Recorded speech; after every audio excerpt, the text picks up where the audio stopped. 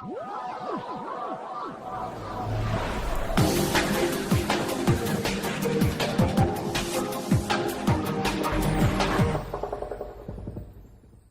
and welcome to episode 2 of Subplot, of Course, a podcast discussing a new science fiction literary work every month by casual fans just like you. I'm Stavros, and with me is a guy who has spent way too much time talking to me about the physics of falling towards a black hole, Charlie. Say hi, Charlie. Hello! Also with me is someone who deals with statistics all the time but can't seem to calculate his way out of this podcast, Vincent. Say hi, Vincent. No, that's not me. And finally, we're also joined by John, who, despite being a rocket scientist, cannot get gravity to apply to his hair. Say hi, John. Hey, what's up?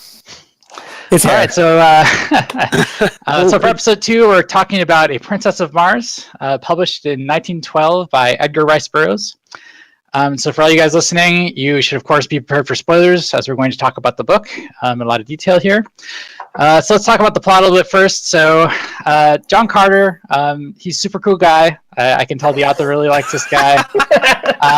He is a former Confederate Army dude turned cowboy turned guy who goes to Mars for, I don't know, mysterious reasons. The book doesn't really go into why. He just goes there. 1877. It's a pretty old book setting. Yeah, that's right. Is that where it takes place? Yeah, 1877. Oh, okay. So while he's there, he meets green guys, the Tharks, who are jerks, but they're led by Tars Tarkas, the first of the first of the many illiterately named people. And while he's there, he meets Dejah Thoris, who is the red Martian people who are very human-like. So he kind of gets together with her, and even has a kind of a bro sidekick kind of guy, Kantos Kan. He's kind of like a sidekick kind of character. So long story short, he kicks a lot of ass. He kills a lot of dudes. He eventually saves the entire planet. He inspires people to be better. That's right. So he saves the entire world of Mars, and then conveniently goes back to Earth at the end. So no, inconveniently, because he was pretty pissed about that, I think. Yeah. He doesn't really have control about this going to Mars. Or here, should we get to the topics?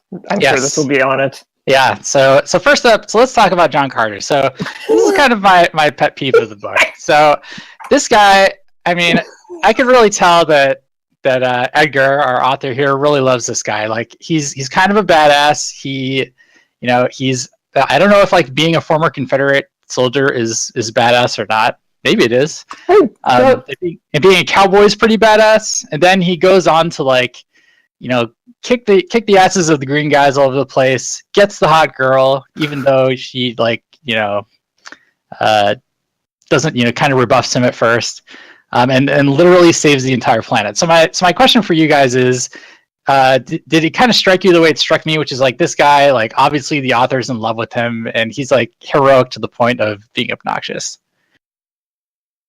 I mean, This is written in 1912, so I just assumed this was Buck Rogers, Flash Gordon's random guy gets to space and he's amazing. So that's kind of what I assumed it was from the start. So part of me, deep inside, kind of hopes that his idea was that all humans would be awesome if you put them on Mars. So it's we're all superheroes, even if we were a lame person. Because you put anyone from Earth on Mars, and apparently we could jump 500 feet in the air. We run super fast, and each one of our punches is the strength of Superman. So yeah, I guess maybe it's whoever gets sent is awesome. It's kind of I think it's kind of like Superman itself, where it's if you put some random schmo from Krypton on Earth, they would have ridiculous superpowers. I mean, John Carter's also even more awesome than that. And the start of the book is really weird, where he's just I've always been a 30-year-old guy. I don't even remember parents or having kids, and I've just always been awesome, and everyone looks up to me. It's real great. Well, that's the problem, though, isn't it? He's just, not only is he had this these occupations while he's on Earth of being awesome, being this edgy cowboy kind of character, but then he goes to Mars and he literally saves the entire planet. I mean, he's just one guy, but he just gets put in all these situations where he's just, only one person can save us, and that man is John Carter. Well, to be fair, it's kind of if you switched his name with Luke Skywalker, you might argue that it's a very similar kind of love relationship that Lucas has with Skywalker. It's I'm just a farm boy. Oh, I blew up a Death Star. Oh, I blew up another Death Star, and I have super magic powers and a laser. It's the stereotypical fantasy novel where it's like the random guy just like is good at everything. You know, they make it slightly more interesting in that like he very clearly is not into politics. He's just like, I punch the guys and it's great. I mean, I will say that like as stereotypical a hero as he is, and like, you know, put a guy in and he's infallible and he can do no wrong and he's just awesome. I would say that the book is kind of weird in that like cowboy goes to Mars and has a weird frog dog and proceeds to beat the crap out of like orcs, like green orc guys, and like red elves. Basically, is kind of like what I got from it. It was kind of like it's like prototypical like early fantasy tropes. It's like, oh, this is very interesting from a guy who started writing in 1912. That's the one thing I wondered is like, it's kind of early fantasy tropes, but this is like written in 1912, and like the fantasy tropes, I don't know that much about fantasy novels, like when like the tropes like elves and dwarves and everything became like really solid, because, you know, there's always been the Arthur and all the old stuff. But it's like Lord of the Rings was written in, what, the 40s and 30s or something? Yeah, most of the fantasy books are after this. Yeah, so it's like, I was wondering, does this... Because that's the main reason I'm interested in this book, is it seems like I know for sure that the original plot for Superman is he arrives on a planet with weaker gravity and therefore he's just super strong and all. Like, he didn't have flight and all the crazy powers to start. It was basically the plot of this book, just kind of in reverse, where someone comes to Earth for that situation.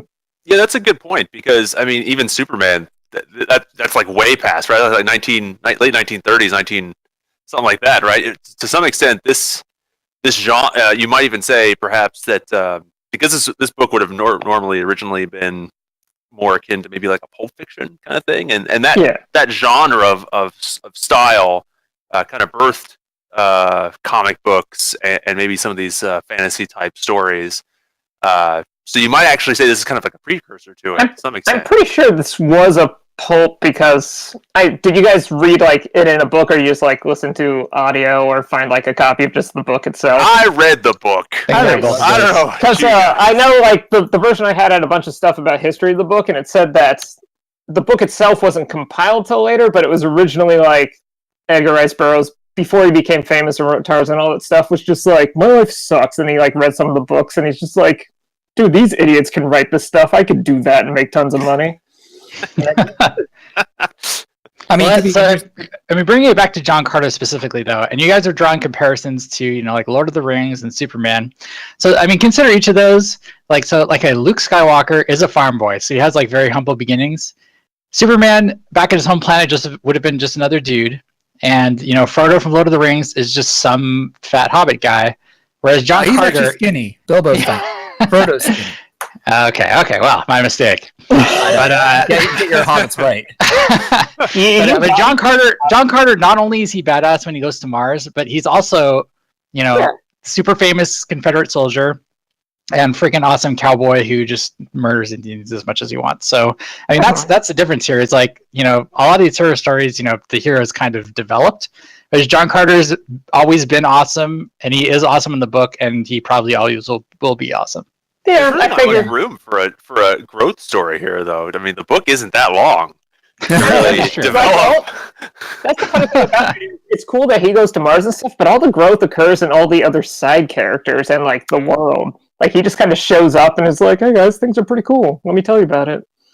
Okay, well, so kind of building on this topic a little bit, I have a question for everyone here. So, I want to talk about who of us would do the best in John Carter's situation.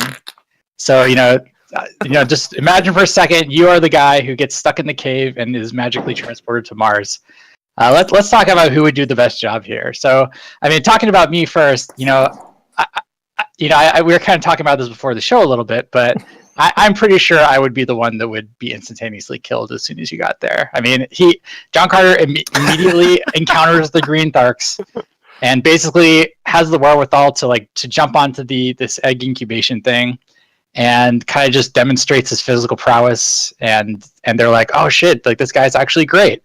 I would probably just try and run away and then fall on my face immediately, and then they would have stabbed me in the back and I would be dead. Yeah, like he also says he's like, well, this is what I said before the show, like the first thing he does is he's like, oh, I heard one of their rifles hit their saddle, and then I just jumped out of instinct, which impressed them. I'm like, I would not have heard that. I would have been clueless. They would have just thrown a spear straight into my back and I'd be dead. I think Charlie and I are on the same level here. I think maybe John and Vincent, you guys would have made it a little bit farther than us. I think Charlie and I would be dead inside the first minute.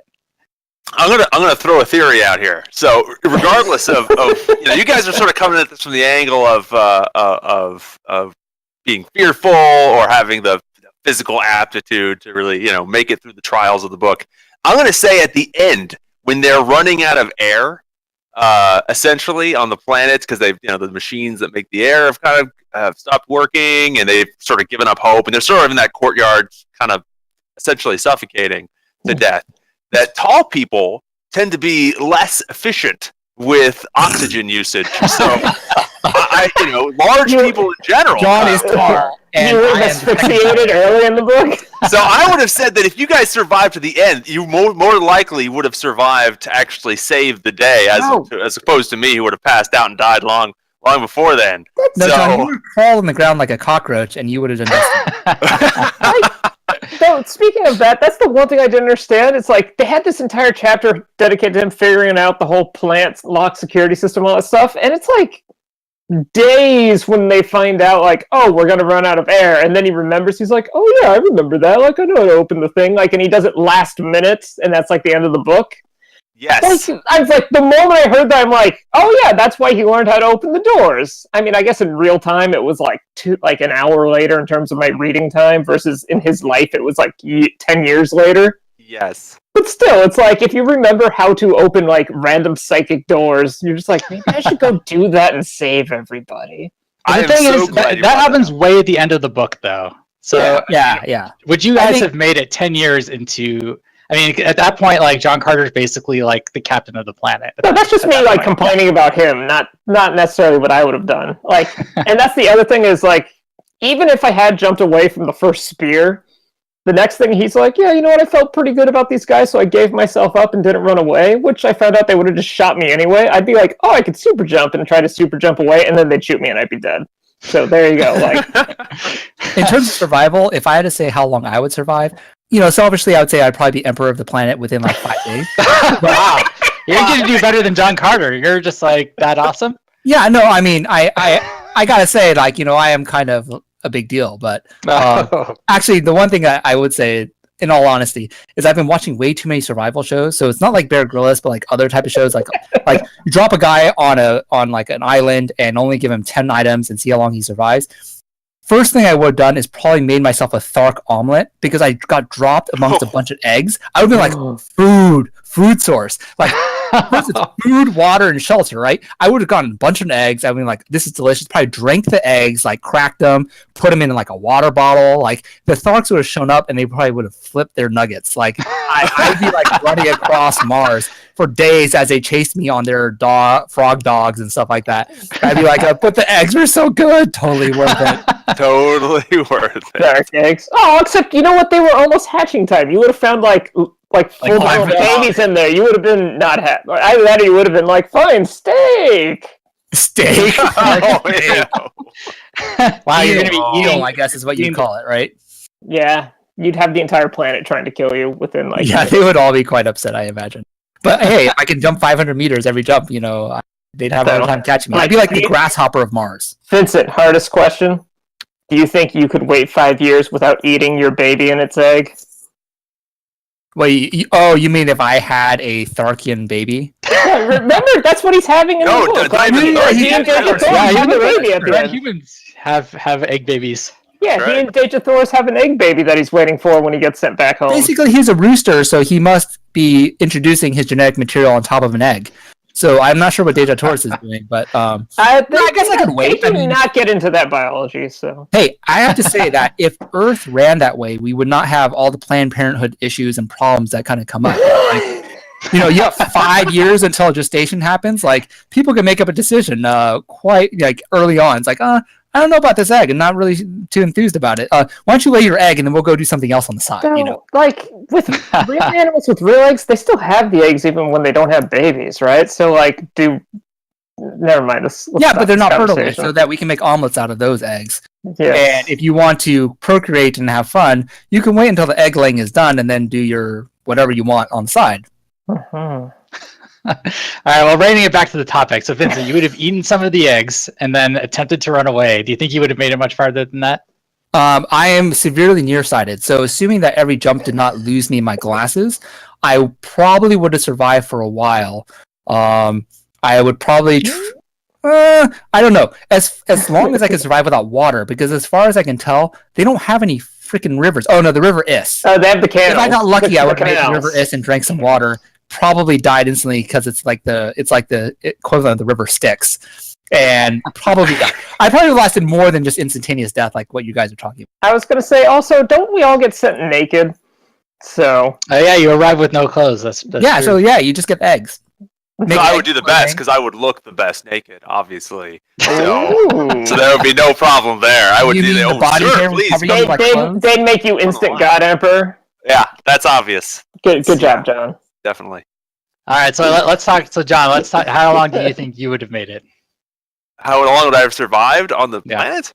Probably as long as anybody else. Some of this stuff doesn't make sense. Like, I would never crawl on a building that's a mile high. You know, I would never. That just wouldn't make any sense. There's some parts of the book that, like, he falls for this woman in an extremely short period of time and decides, this. It's just crazy. The whole thing is crazy. I do like how everyone on the planet is just like, yeah, Dejathoris, the most beautiful princess in the world. Yeah, everyone knows that. And she falls in love with anybody who dropped a hat. It took the people there. It took them. They didn't go extensively about how long it would be, but I mean, the whole civilization went away. So I'm guessing we're talking about hundreds of years, maybe longer, right? Essentially, where the civilization became the red people and became the Tharks, essentially, right? They all had to acclimate to this dying planet, the way it's kind of described. Yeah, we showed up on day one and suddenly we're fine. We can just, we're not gonna. We don't need any acclimation, apparently. We apparently have super strength. Like, I'm not quite sure about the physics of, do you get to jump that far just because you're on Mars? Like, Mars gravity isn't that much weaker, I mean, back in 1912, they had oxygen. They had all sorts of awesome stuff on Mars. Now it's gone to crap. So, like, if we showed up, we'd all die instantly. Back in 1912, they had atmosphere, they had air, they had living creatures, they even have impossible electromagnetic wave magic. Yeah, pretty much. I mean, really Mars has gone way downhill. It's like the property value is way down now. Do we have another topic? Yes, and in fact, let's move on because this that was a terrible topic. Okay, so let's compare. So we talked about this book was published in 1912. How do you guys feel that this novel holds up as for like a science fiction landmark novel, which this is? How does this stack up to modern like science fiction standards? Well, I think in terms of the character development stuff, we already talked about it. Like, not really at all, because it's not about that. It's just like adventure. Like, guy goes to Mars and stuff happens. And that's about it. But in terms of, like, the ideas for just some guy making up stuff, like, writing a book, I mean, like, the whole, like, making an atmosphere machine, that's straight up, like, part of the plot of Total Recall and stuff like that. Like, I actually find just the stuff he comes up with for the time kind of impressive. Like, I don't know that much about adventure pulp from that time, so... Yeah, for 1912, it's pretty amazing. I think the book is really good for 1912. I mean, if you were to read it as a standalone, you might think that it was inspired based off of other books and be like, oh, this book is totally derivative. But I think, like, I was looking it up, and like the number of authors who count A Princess of Mars as one of their inspirations to write further books includes like Robert Heinlein, Arthur C. Clarke, Ray Bradbury, like a bunch of H.P. Lovecraft, like a bunch of other people who were really, really famous. They wrote a bunch of other books, and they built on his shoulders. Like, I think that he set a tone, which of course is kind of unrealistic. It's like plot-driven, not character-driven. But everyone took that equation and all those tropes, and they kind of built on it. And I think that we have a really good kind of world of fantasy today. So I think that his works hold up quite well, actually. It's quite entertaining. But to know that all these other authors built off of that is, like, quite inspiring. I think the book definitely is good for 1912. To me, though, comparing this to modern standards, this almost comes off as more of a fantasy novel than like a science fiction novel, just because of the type of plot that happens and type of characters he comes across and stuff.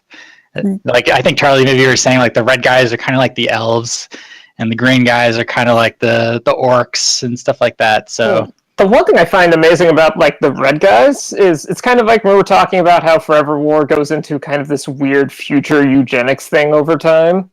Sure. Like the fact that the red guys is supposed to like it's literally explained as a like racial mixing to the point of homogeneity thing, which is really weird as an idea for like a 1912 author to come up with.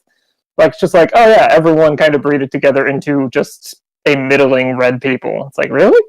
Like for 1912 as an author for something like that to just be like a matter-of-fact thing and not like a weird charged thing or something like that. Black people, white people, Asian people, mix them all together, you get red people. That's yeah. Is that how that works? I think that's what it was. They'll all be Native Americans by the end of the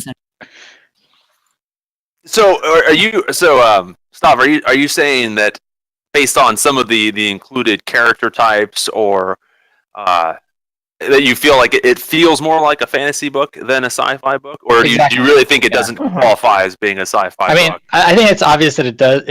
I'm not sold on either one of these. I think atmosphere machines and Mars.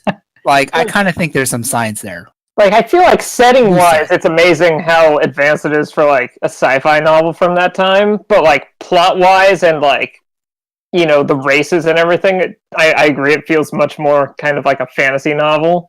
I mean, he's able to jump, and he factored in the whole lighter gravity on Mars thing. Like, there's got to be at least some kind of science thinking there. It's like, oh, if you put like an Earth person on Mars with his musculature, the fact that he can jump further and has like stronger impact force is like, he thought about it, actually. That's a little bit science there. I give him that.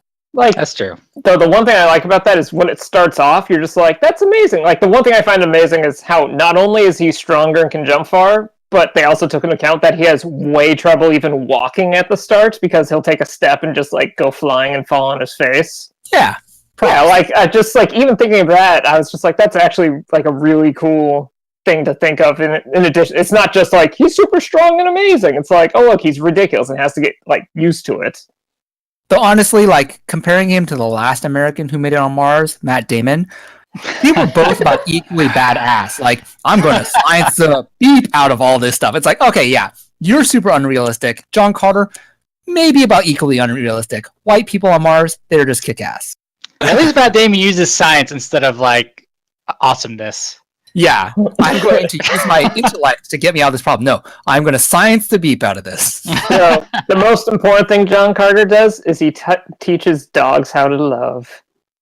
Oh, and horses. And horses. And horses. And everything. And people how to love. He's quite the social hero. Now, I was going to say, this is definitely a science fiction. I mean, to be a science fiction novel, right, it has to take place in related to our current Earth related sphere. It has to be sort of involve us, and it also has to include science that does not yet exist or technology that does not exist. And I think we talked about this as a possible topic idea. I think this is like he does a great job for 1912. It's pretty amazing. Yeah. Not only does he include some of the Mars physics, but he brings in like science and technology of his day. He's talking about. Mm-hmm. Yeah, go ahead.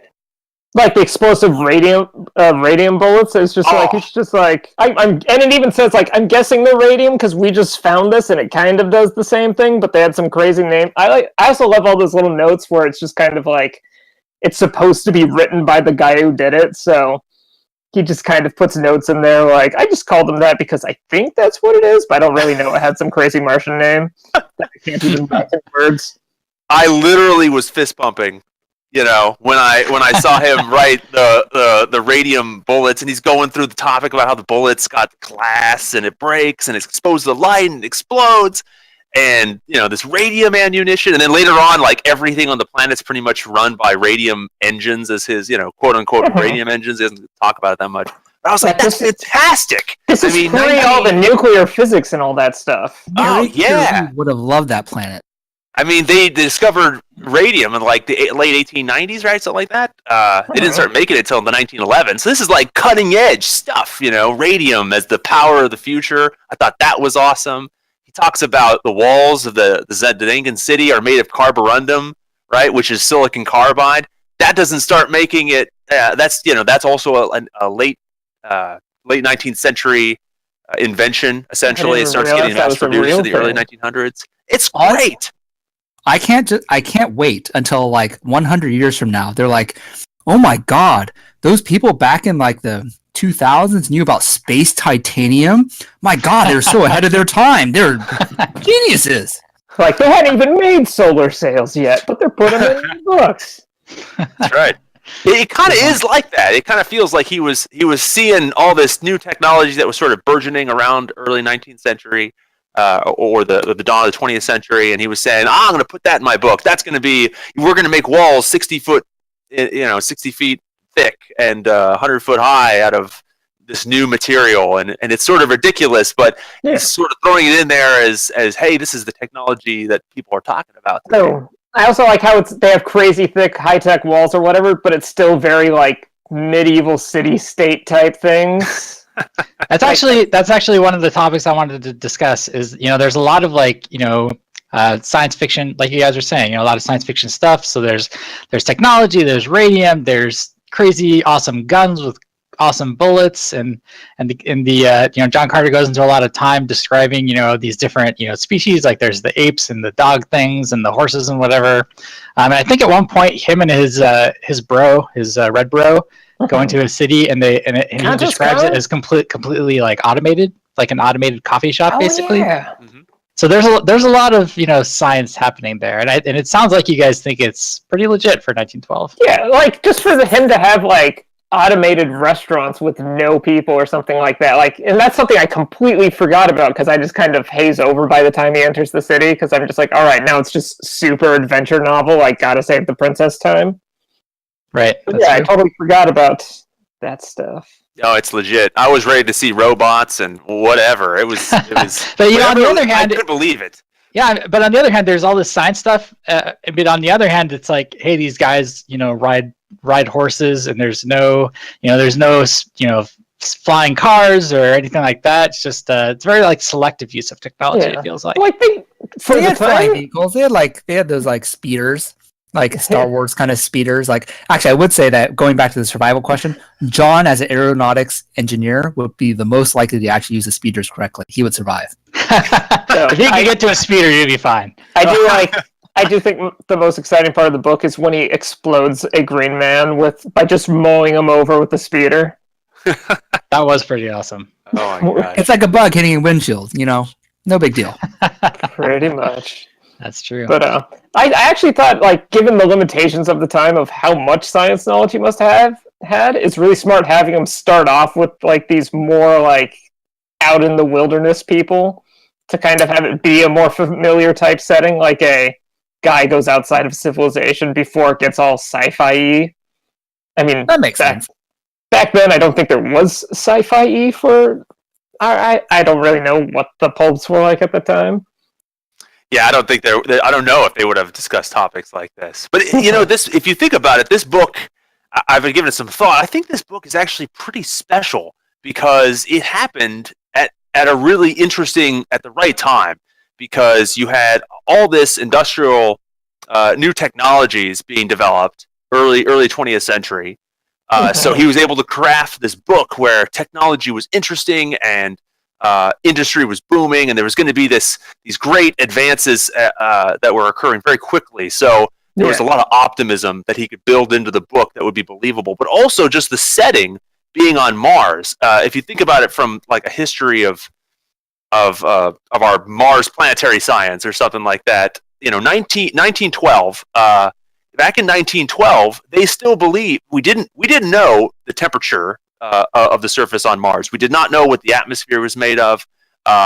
We did not know so much about Mars that you could believe something like this. The latest astronomical observations showed the potential for these canals. And this is sort of like the basis of his book, because he talks about how there's these water canals and irrigation, essentially, in the book, the River Is and so forth. And that's actually come straight out of observations by astronomers of the planet, where they actually thought they saw what looked like irrigation channels. So they back in 1912, it was conceivable by some, perhaps, that this could be believable. That actually, our understanding of Mars is that there might actually be a possibility of civilizations that could live there. Civilizations like us. No, the thing I found crazy is, you're kind of like, oh, they could just have an atmosphere because, it's a fantasy sci-fi novel type, whatever. But then he's just like, no, there's an atmosphere machine that makes it. Yeah, the explanation for the atmosphere machine's kind of wonky. But just the fact that he even made that up, like, oh, like Mars isn't good enough to have an atmosphere, so they need special machines to supply it and replenish it. Yeah, terraforming, circa 1912. Yeah, yeah, that's right. Actually, there were no farmers on the planet, so I'm not exactly sure what they ate, but that is... farmers, remember? They're plants and moss, which they... Oh, yeah, he did drink, milk. Plentiful. Milk plant milk. The whole part after he escapes from, that other group of the not the Tharks, the other green men, I forget which one, and he ends up running into a bunch of the red men. That whole part, doesn't he wander through farmlands, and that's when it starts talking about, I do like how the huts go up in the air because... Not because... theft, because there is no theft on this planet. There's just lots of murder and assassination. You're just cultural differences? Yeah, the farmers gave him the red dye to make him look like the rest of them. And I was thinking, damn, these are really nice farmers. They gave him a horse, they gave him food, they gave him money and dye to make him look. They just happen to have red dye for everything that he needed. It's I want farmers like those everywhere. I mean, I could use some money. He's the only white guy you've ever seen, and he can jump 150 feet. You're just I'm this guy. I believe he's from Earth. Let's help him out. I have to say, I have to applaud the author for all the cool science fiction elements, and just for having such a story that embraces the technology of the time. But his idea on social dynamics on Mars is just atrocious. Really, I'm like, oh gosh, this book is so it's so gritty with technical nuggets in there for 1912. But then it pulls me back when I'm reading the book. It pulls me back and says, oh my God, these people are so racist. This is such a terrible book for 1912. It immediately pulls me out of it because it's his. Yeah, as he's got. It's just ridiculous the fact that they're all the way they describe the social dynamics of how the civilization was created from these sophisticated races of humanoids. Obviously, they're the ones with all the technology and the culture and the morality, essentially. And he's basically describing the Caucasian-skinned individuals, and that when the planet was suddenly going through this environmental crisis, that they merged, with the black-skinned and yellow-skinned individuals, as mentioned in the book, right? I mean, and then the whole society plunged into chaos, is the way he describes it when that happens. I mean, that seems to me to be a particularly 1912 specific viewpoint of what social dynamics would be like. It's pretty bleak. I've heard, his famous book is Tarzan, and I've heard if you actually read it, I've never actually read it, but I saw comments where apparently it's super blatantly what would happen if a white man was raised by gorillas? He'd be amazing and kick everyone's butt. Oh my gosh. Sounds like an author problem. Yeah, so. Well, getting back to your point, actually, Star Wars, I looked up Edward Burroughs. He actually used to be a cowboy, so we could almost imagine that Edgar Burroughs is thinking of himself as John Carter, which is why he's so awesome. That's a good point.